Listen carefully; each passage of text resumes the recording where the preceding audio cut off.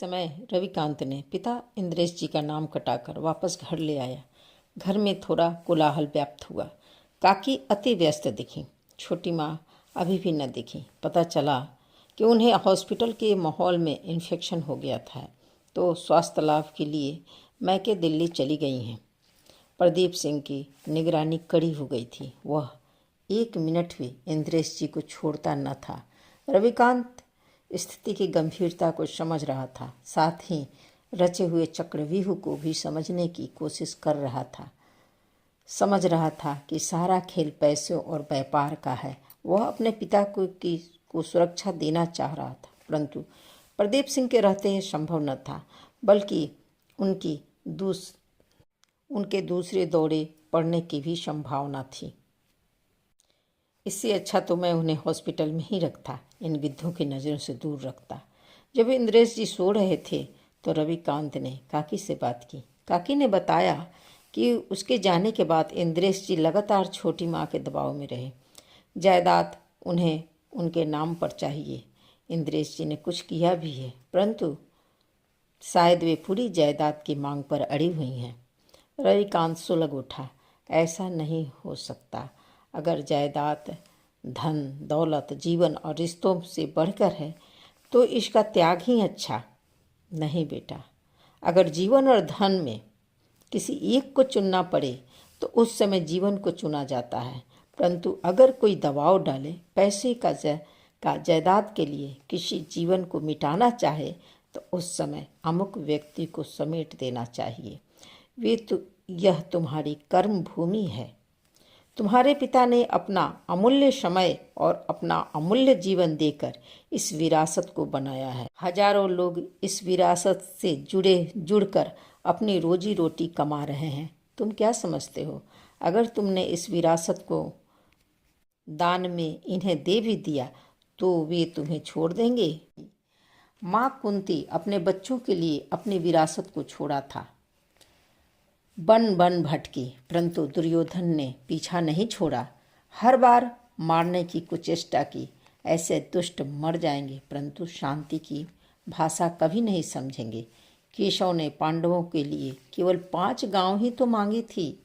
भरी सभा में गर्जना करते हुए बोला, दुर्योधन, सुई की नोक के बराबर जमीन नहीं दूंगा। 5 गांव तो बड़ी दूर की बात है। सारे गुरु गंभीर सभा में बैठकर इस गर्जना को सुन रहे थे, परंतु किसी ने इसका प्रतिकार नहीं किया था। सारे संसार के पालनकर्ता श्री हरि को जब दुर्योधन ना कर सकता था तो उसको क्या कहा जा सकता था? क्या कृष्ण चाहते तो दुर्योधन की गर्दन नहीं काट सकते थे? ये कर सकते थे, परंतु अधर्म की जड़ों का सर्वनाश नहीं होता। इसलिए माधव ने उस कर्म की डोर अर्जुन के हाथों में थमाई थी। बेटा, तुम्हारी ये कर्म भूमि है, कायरों की तरफ पीछे न हटो। इंद्रेश त्यागो तभी जब उसमें एक समाज समूह का भलाई हो सके। इन गंदे कुचक्रों बुच्चरों के लिए त्याग सोचना भी नहीं। रविकांत ने ध्यान से काकी की बातों को सुना। उसने संक्षेप में कलियुगी गीता सार सुना डाला था। सच ही तो था। तुम छोड़ते जाओगे और तुमको निर्बल ही समझेगा। छोड़ना ही है तो संसार में बहुत से दुर्बल निर्मल और बेसहारा हैं, उनके लिए कुछ किया जाए। इन दुष्टों के लिए कभी नहीं। गुरु कृपा से काकी अभी कृष्ण बन बैठी थी। कर्म का एक डोर रथ ने थाम लिया था। अब सूर्या की यहाँ जरूरत न थी। अब वह वापस जाना चाहता था। रविकांत को अभी यहाँ रुकना था। कब तक कुछ कहा नहीं जा सकता था। वैसे भी प्रथम पूजा और वैराग्य घर से ही आरंभ होती है। रविकांत वैरागी था, परंतु पिता की कर्म भूमि उसे पुकार रही थी। सूर्या वापस जाना चाहा। रविकांत बोला, तुम्हें यहाँ क्या दिक्कत है? तब सूर्या बोला, भाई, सबकी अपनी अपनी कर्म भूमि होती है। तुमने अपने कर्तव्य को समझ लिया है, अब मुझे वापस लौटने दो तो कम से कम हर की पौड़ी और ऋषिकेश और प्रमुख घाटों का तो दर्शन कर लो। रविकांत बोला, मैं यहीं से गंगा मैया को प्रणाम करता हूँ, और अगर दूसरे रास्ते में मिल गई तो फिर प्रणाम कर लूँगा, पर घाटों पर घूमने की इच्छा न है। सूर्या नजरें नीची करते हुए बोला। जब रविकांत ने देखा सूर्या किसी तरह न मानेगा तो उसके जाने की व्यवस्था की। अगले दिन शाम की ट्रेन थी। सूर्या का मन नहीं लग रहा था। पता नहीं क्यों उसे बाबा रघुनाथ की याद आ रही थी। शायद इंद्रेश जी और रविकांत के संबंधों को देखकर वह कुछ विचलित हो रहा था। उम्र के एक मोड़ पर आकर अपने अकेलेपन से त्रस्त होकर इंद्रेश जी का अपने पुत्र के उम्र के बराबर एक नवयुवती से विवाह करना और उसके प्रेम के में आकंठ डूबकर सही और गलत की पहचान न करते हुए अपने राम जैसे पुत्र का परित्याग कर देना, और आज वही प्रेम उन्हें मृग मरीचिका लग रही थी। उसके जलन से उनका सारा अस्तित्व जल रहा था। हाय रे पुरुष कामना की उच्च उत्कंठा, जहाँ पर उम्र एक संख्या रह जाती है और नारी शरीर भोग में बदल जाता है। उसके बाद विश्वास की अपेक्षा, बलिदान की अपेक्षा, धैर्य की अपेक्षा, जब वही नारी प्रतिदान मांगे तो उसे त्रिया चरित्र कहा जाता है। प्रिया को इन उलझनों से मुक्त होना चाहता था, अतः वह यहाँ से चला जाना चाहता था, क्योंकि ये कर्मभूमि उसकी न थी बल्कि रविकांत की थी। उसे ही इन उलझनों से निपटना था। क्या रविकांत इंद्रेश जी को बचा पाएगा?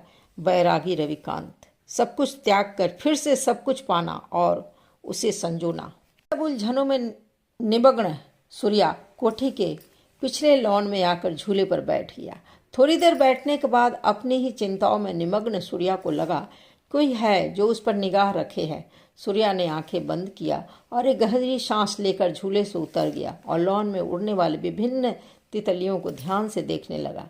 उसे याद आया अपना बचपन, जब बाबा झोपड़ी के बाहर ढेर सारे फूल उगाते थे और इसी तरह लाल, पीली, नीली और बहुत सी तितलियां उड़ती थीं। सूर्या ध्यान से देखता। तितली पकड़ेगा सूर्या? ना बाबा ना, ये लाल तितली। बाबा एक लाल तितली पकड़ के उसके कंधों पर छोड़ देते। बाबा वो मर जाएगी, बड़ी नाजुक होती हैं ये तितलियां, वो चिल्लाया। उसे लगा बाबा ने तितली पकड़कर उसके कंधों पर छोड़ा हो। कहाँ मरी? देखो ये तो मेरे हाथ में है, तुम भी लो इसे। एक 6-7 साल की गोल मटोल बच्ची लाल तितली पकड़े थी, खड़ी थी। सूर्या ने आंख मला। छोड़ दो उसे, सूर्या बोला। बच्ची मछली, नहीं नहीं नहीं छोड़ूंगी। सूर्या ने आंख दिखाया पर बात नहीं बनी। लाओ चॉकलेट दो, बच्ची ने हाथ बढ़ाया। सूर्या ने पॉकेट में हाथ डाला, एक चॉकलेट निकालकर हाथ में दिखाया और बोला पहले छोड़ो तब दूंगा। नहीं पहले दो, बड़े चालाक बनते हो, बच्ची बोली। सूर्या की हंसी आ गई। तब तक काकी आ चुकी थी। अरे बेटा इसके चक्कर में ना पड़ो, ये कई चॉकलेट खा जाएगी, फिर भी ये ना छोड़ेगी। चल छोड़ तितली। नहीं दादी मैं न छोड़ूंगी, पहले चॉकलेट। बच्ची अभी भी अड़ी हुई थी। सूर्या के हाथ में अभी भी चॉकलेट था। बच्ची ललचाई आंखों से देख रही थी। सूर्या के लिए यह नवीन था, या यूं कहें प्रकृति का एक दूसरा रूप उसने देखा। चंचल, निर्बाध, वेगमयी, हठी। सूर्या सोच में पड़ गया। वह तुलना करने में सक्षम नहीं था। ने डांट कर कहा कल्याणी छोड़ दे उसे। कल्याणी रोने लगी और उसने तितली छोड़ दी। तितली सहम कर एक फूल पर जा बैठे। सूर्या दौड़कर कल्याणी के पास गया, चॉकलेट दिया और हाथ बढ़ाया। दोस्त। बच्ची क्षण मात्र दादी को देखी और बाल सुबह हंसी हंसते हुए बोली दोस्त, परंतु एक और चॉकलेट। सूर्या ने हाथ पॉकेट में डाला और एक निराश हंसी हंस दिया। उस दिन उधार रहा, कल्याणी जाते जाते बोली। उस हंसी की खनक देर तक सूर्या के कानों में गूंजती रही। दूसरे दिन सूर्या जल्दी ही तैयार हो गया। काकी ने रास्ते के लिए भोजन पैक कर दिया। इंद्रेश जी से जाकर मिला, बहुत आशीर्वाद दिए वे। भावुकता से उसे गले लगा लिया। उनका कंठ अवरुद्ध हो गया। रविकांत अभी बाहर नहीं जा सकता था। वो उसे स्टेशन तक गाड़ी बुक कर दिया। निकलते निकलते सूर्या ने काकी को प्रणाम किया और पूछा, काकी कल्याणी कहाँ है? काकी हंसते हुए बोली, वो शैतान स्कूल गई है, न तो तुम इतने शांति से न जा पाते। सूर्या कुछ मायूस हुआ, फिर बोला, अच्छा काकी चलता हूँ। हाँ बिटवा, पहुँचकर फ़ोन जरूर कर देना, चिंता लगी रहेगी। रविकांत छोड़ने बाहर तक आया। उसके गले मिला। सूर्या चल पड़ा अपनी कर्मभूमि की तरफ। दोनों के रास्ते जुदा हो गए थे। यूं कहे समय ने दोनों को अभी ठीक विपरीत दिशा में मोड़ दिया था। बैरागी रविकांत और अपने बाबा का कर्मठ सूर्या। रास्ते में पुण्यदायिनी पाप मोचनी माँ गंगा के दर्शन हुए। हाथ जोड़कर सूर्या ने साष्टांग प्रणाम किया, पुष्प अर्पित किए। ड्राइवर ने कहा, कहें तो ऋषिकेश भ्रमण कर सकते हैं, बहुत समय है आपके पास। शाम के 5 बजे की ट्रेन है, 12 बज रहे हैं, 1 घंटे में स्टेशन पहुंच जाएंगे। सूर्या ने ना में सिर हिलाया। उसे कुछ भी दर्शन न करना था। जिस इच्छा को लेकर उसके बाबा चले गए के पास उसे नहीं जाना। जब ड्राइवर ने कोई उत्सुकता नहीं देखी तो उसने सीधे स्टेशन की तरफ गाड़ी मोड़ दी। स्टेशन पहुंचने पर पता चला गाड़ी अपने समय पर है। फिर भी उसके पास 3 घंटे का समय था। टिकट वगैरह चेक करने के बाद उसे याद आया उसने 2 दिनों से रत्ना माँ को फ़ोन नहीं किया है। फ़ोन लगाते ही पहले ही रिंग पर रत्ना माँ ने फ़ोन उठाया। कैसे हो, कहाँ हो, फ़ोन बंद क्यों था, आदि आदि धारा प्रवाह प्रश्न उन्होंने पूछ डाले, जिसका जवाब सूर्या ने एक एक करके दिया। फिर बिहारी जी से बातें हुई। वे प्रायः रघुनाथ की भूमिका में बातें करते, स्नेहसिक्त भाषा में, बिना किसी आशा के। उन्होंने रविकांत एवं इंद्रेश जी के बारे में पूछा, उनके स्वास्थ्य के बारे में पूछा। बात करने के बाद सूर्या ने सुकून अनुभव किया। उसके बाद का समय काटने के लिए सूर्या ने स्टेशन पर एक बुक स्टॉल खोज निकाला और लगातार 2 घंटे पढ़ता रहा। नियत समय पर ट्रेन आई। आरक्षित सीट ढूंढने में उसे कुछ खास दिक्कत न हुई। दूसरे दिन सुबह सुबह दिल्ली स्टेशन में पहुंच गया। स्टेशन से कॉलेज 6 से 8 किलोमीटर की दूरी पर था। फिर भी उसे पहुंचने में 1 से 1.5 घंटे लग ही गए। 8 बजे वह अपने कॉलेज हॉस्टल में था। उस दिन उसने स्नान आदि करने के बाद कैंटीन में नाश्ता करने के बाद आराम करने का निश्चय किया। चूँकि रविवार का दिन था तो कैंपस शांत था। दिन भर उसने आराम किया। बड़ी गहरी नींद आई, सपने भी आए, बाबा की, मौरी की। लेकिन इस बार उसमें एक नई सदस्य जुड़ गई, खिलखिलाती हुई कल्याणी की। शाम के 4 के आसपास नींद खुली तो उसे चाय की तलब हुई तो उठा और कैंटीन गया। नाश्ते का समय था। इक्का दुक्का बच्चे नाश्ता के टेबल पर थे। पेपर का बंडल भी था तो चाय पीना और पेपर पढ़ना था। परंतु एक काम अभी और करना था। रविकांत को फ़ोन करना था, अपने सकुशल पहुंचने की खबर देने के लिए। फ़ोन निकाला तो अगणित मिस कॉल थे, रविकांत के, रत्ना माँ के, बिहारी जी के। उसने अविलंब बिहारी जी को फ़ोन लगाया और माफ़ी मांगी। फ़ोन वाइब्रेशन में था इसलिए पता नहीं चला। फिर रविकांत से कुशल क्षेम लिया। दूसरे दिन से सूर्या का कॉलेज नियमित हो गया। अब सूर्या का मकसद केवल सिलेबस ही नहीं रह गया था।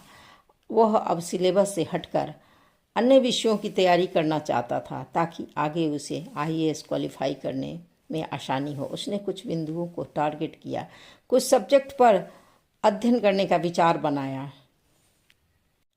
सब्सिडियरी में उसके सब्जेक्ट इतिहास और मनोविज्ञान थे। मनोविज्ञान और दर्शन शास्त्र दोनों मिलते जुलते विषय हैं और इतिहास, ये तीनों मिलते जुलते सब्जेक्ट हैं। परंतु ऑप्शनल सब्जेक्ट उसने दर्शन शास्त्र ही चुना। उसने अपने टीचर से बात करने की सोची, परंतु फिर उसने स्थगित किया क्योंकि अभी उसने कैंपस में करीब 10 माह ही बिताए थे। टीचर पहचानते ने तो लगे थे, परंतु अभी तो अच्छी पहचान कही जाती है वह न बनी थी। उसने सोचा चलो पहले 2 साल खुद से मेहनत करते हैं, फिर दूसरा ऑप्शन चुनेंगे, क्योंकि दूसरा ऑप्शन हमेशा से खुला हुआ था, केवल परिचय ही धूमिल था।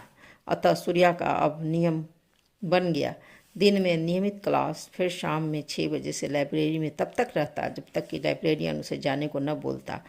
वहाँ से उठकर वह अपने कमरे में आकर पुनः पढ़ने का लगता। गजब का पढ़ाई के प्रति उसकी आसक्ति थी। यूं कहे वह अपने आप को भूलना चाहता था, रघुनाथ की कमी को भूलना चाहता था, मौली की कमी को भूलना चाहता था।